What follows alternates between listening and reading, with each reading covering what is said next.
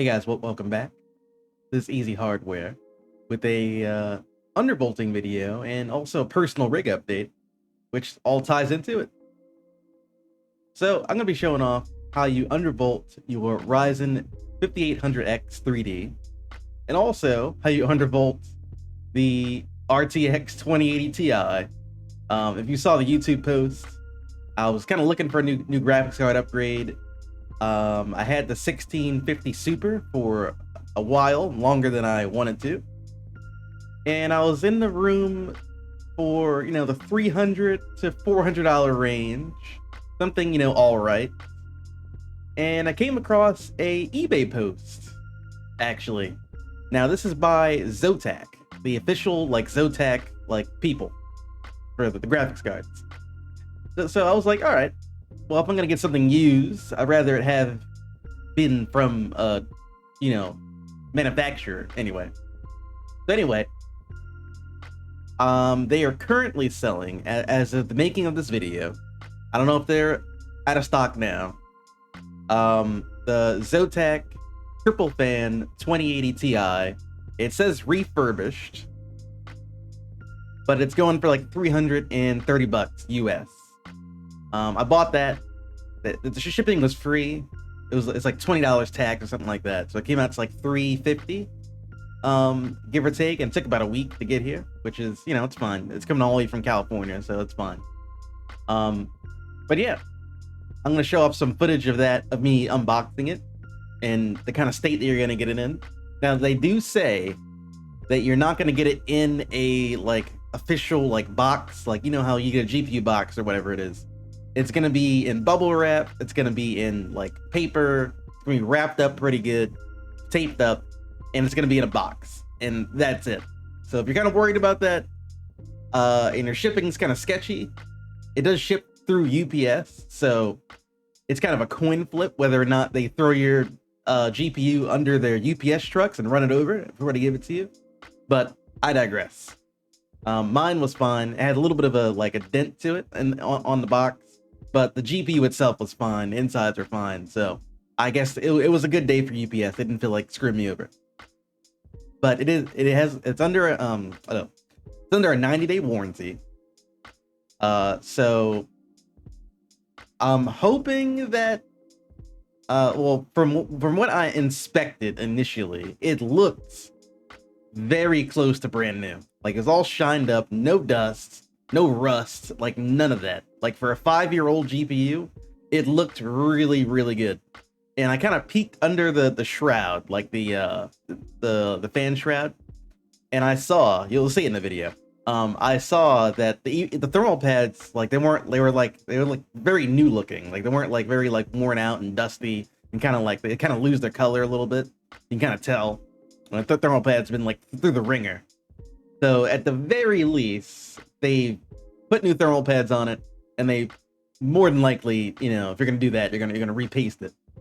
Cleaned out all the dust. I don't know how refurbishing works for GPUs, but since they are an official manufacturer, Zotac, I mean, maybe they can hobble together some pieces and kind of solder it onto the thing to kind of freshen it up a little bit. I don't know. Who knows? But hey, it's fine by me. Now, that's kind of a whole rant of the 2080 Ti. I do love it, by the way. I'm not like, oh my god, god damn it, I wish I had Zotac done a better job. No, it is amazing. I love the fact that I got a 2080 Ti. I always wanted one of these things when it came out. It was $1,200, and the fact that you can get one now for $300 and it still does 4K and everything. My god, it's great. This is slowly turned to the ultimate budget AMD gamer build out of nowhere, and I love it. I can save money. I'm gonna do nothing. I'm fine. Now for the rest of the bit, I don't know if you guys heard that. I live by an airport, so there's a plane. But for the rest of this bit, we're gonna go into the AMD side. So, GPU aside, I'm using my last video we tried to beat the AM dip. It doesn't happen. As a spoiler to that video if you haven't watched it yet. But I since well, it's been like a week or two since the last video. I've since just gone back to Combo Strike 3 and basically just ran the same settings that I usually do, and it's fun. Like I get the CPU doesn't go over like it barely hits 60 in most of the games that I play. The watts barely go over to they barely go to 70 basically. It's fine unless there's like a really heavy I kind of wish I recorded this. So I opened up, that's another plane. So I opened up what was the game called? Monster Hunter Rise. And when you open it up on Steam, it compiles shaders.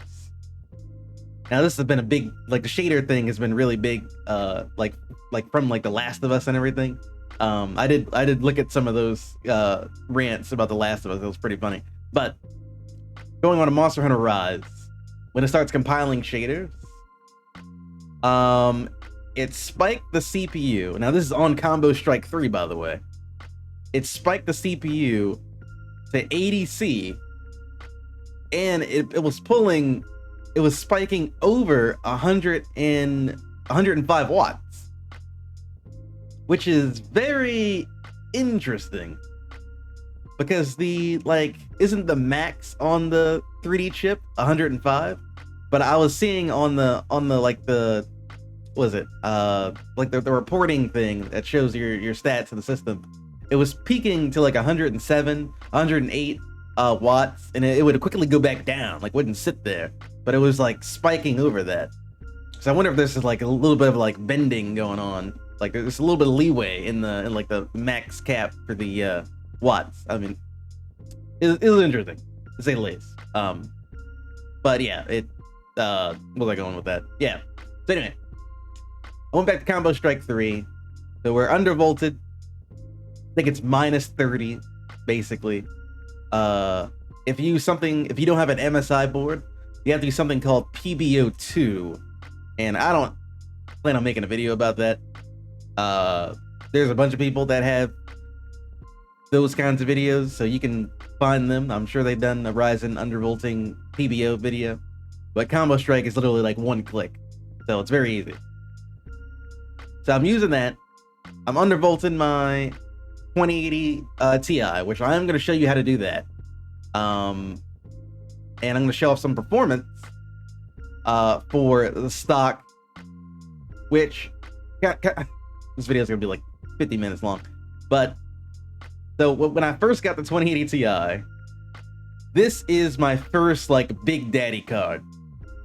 I think the last thing I owned was a 2070 Super, like way back when, like a couple of years ago. And I bought that because, you know, the 2080 Ti wasn't cheap like it is now. So yeah, I was still happy. I was still a happy gamer, but getting this now is pretty fun. So my first Big Daddy card, and I found out that it pulls some Big Daddy watts. I opened up my normal Borderlands testing or whatever, and I saw just leaving it I did do the power slider all the way to the right and everything, and I let it just go, like no overclocking, none of that. Just let it just go, and it was going almost up to 300 watts. And then when I do a little bit of overclock on the memory and the core, it went to like 320 watts. Still very good cooler. It stayed under like 70C. But that is, I mean, I'm fine with that. Like, it didn't blow up or anything. But personally, I wanted to look for the undervolting method and do that, because I don't want my GPU pulling 320 watts. You know, that's a lot of watts. It's a big number. So I went into the undervolting thing, and we found that out. I watched 2 videos, One is from, so the two videos that I watched, I can kind of combine the strategies they used to find the overclock that I want to do. Or not overclock, the undervolt, you know what I mean, that I want to do. One is from, hopefully I'm getting this name right. I'm watering PSUs. So you can find him over on YouTube. I'll have the thumbnail on the screen, so you kind of know the video you're looking for. I'm watering PSUs. I used his method for half of it, and then the other method is from Frame Chasers, and I'll have his thumbnail on the screen too. And I used his method for the other half. So kind of combining talents here to find the thing that I want to do. So yeah, I just wanted to give credit because I didn't just make this stuff up, not some kind of tech genius or anything. Yeah. So going into that now, so we're gonna show that. There's gonna be a video for it, but I need to look at it like physically so I can see what I'm talking about. So you're gonna need an MSI Afterburner. That's gonna be the first trick. Get it from their official website, because I did see that there's like some weird malware version or something floating around. I don't know. Just do everything at the official website for everything. And you won't have to find out.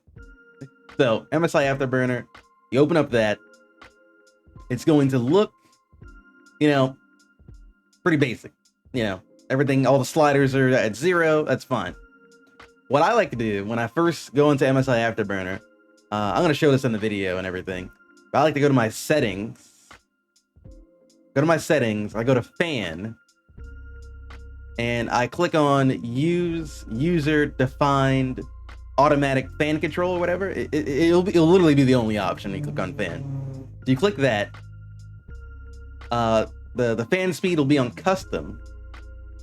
You click apply and OK. And that is literally it for that. Like, you're done.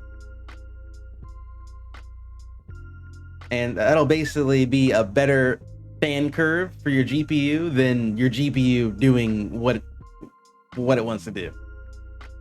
So after you do that, all your sliders are going to be at 0 and everything. Go to your power limit and slide that all the way to the right. Like, let's put it to the right. For me, on the Zotac, it's 115. For you, it could be different. Who knows? But slide it all the way to the right.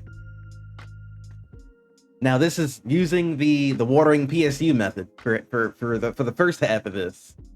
You go to your I gotta say something. You gotta hit apply. Like at the bottom of the MSI program, there'll be like a little check mark. You gotta hit that after every setting that you're doing, like that I'm telling you. You gotta hit apply for it to actually save. So, yeah. So go to the GPU core clock. It'll be the first thing in the middle. It's gonna say 0 at first. You're gonna click on that, and on your keyboard, you're gonna do minus 250. Minus 250. You're gonna punch that in. You're gonna hit enter, and you're gonna hit apply again. And then you're gonna be like, oh man, my core clocks. Yeah, we're gonna get to that. Then you're gonna click on the curve editor. It's going to be on the left, it's like the bottom left. There'll be like these little bars or whatever. Click on that, and you're going to see a lot of nonsense, like a lot of little squares and everything. Don't worry about that. Find the square that coincides with 925 millivolts. Right? Isn't the thing millivolts? Yeah. Millivolts. So it's gonna be on the thing. So find that. Now it's gonna be further down at the, kind of at the bottom. That's fine. We're gonna work on that. So find that, and you're going to want to. Now this is my trick. You can grab it and then pull it up, but if you click on it, like where it's highlighted, and hit the enter key, you can hit backspace on the keyboard, and it'll delete the number that's there, and you can type in whatever you want. So just type in, so do that, and just type in 115. And it should be a plus next to that because you're, bumping up the clock speed. So 115, and that one should be kind of way up over all the things, right? And you're gonna hit enter on that to kind of lock that in. Well, not lock it in, but like, put that into the thing. Now, this is important. So you'll see that like kind of bumped up, and you'll see all the rest, all the rest of them are kind of the same. So 925 is where I want the GPU to sit at. Like, I don't want to go above that. I want it to be at 925, and then I have the clock speed at it goes to, it's 115, and so it's like 1900 megahertz. That's fine, right? So what you're going to do is you're going to hold the left shift key on your keyboard and put your mouse cursor to the right, like all the little squares to the right of where you put the 115, like everything after 925 millivolts. So hold shift. You're gonna click and drag it over. Now drag it over to the right, and it'll be a little like a little transparent, like kind of like, I wouldn't say box, but transparent like effect. And then what you can do from that, now you can let go of your like keyboard and everything. So just find any of the little squares to the right of 925. Like, you want to leave 925 alone, but everything to the right of that, you're gonna grab one with your mouse, and you're gonna pull it down. Like, pull it down all the way down to the bottom, and that'll bring the whole section down. And that is the frame chasers method. So the like the whole like minus 250 and everything, that was watering PSUs. This is the frame chaser method. So you're doing both of them together.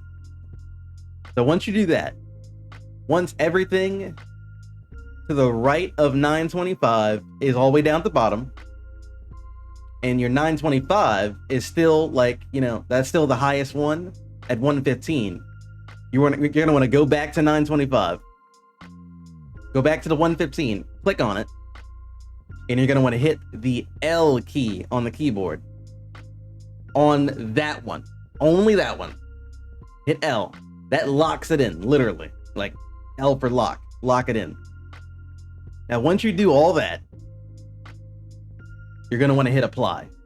So you can exit out of that, and then go back to your thing and hit apply. I did do one extra thing.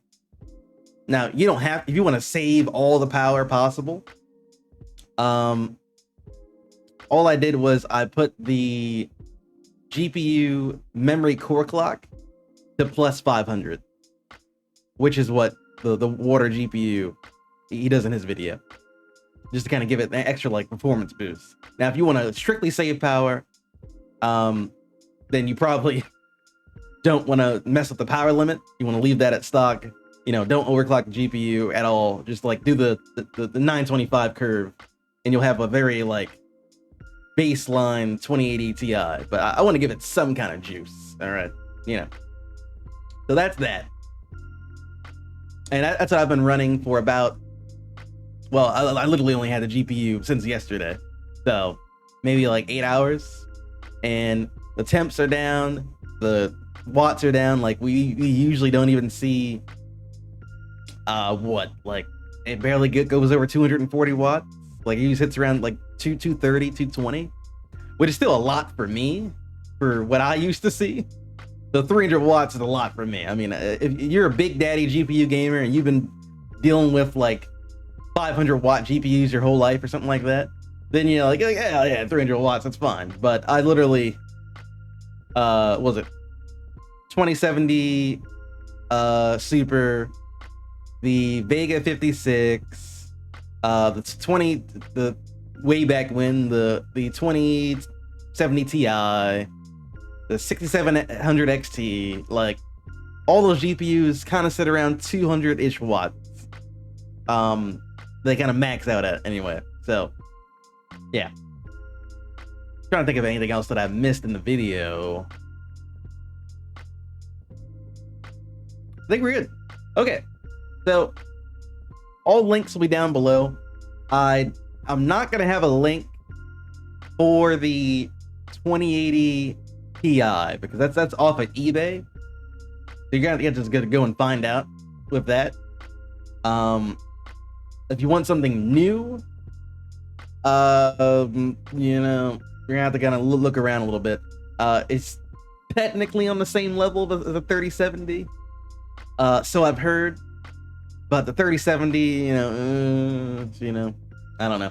If you can find one really cheap, like cheaper than this, then I don't know. I guess go for it. But 2080 Ti, it's still kicking, still doing good. Follow the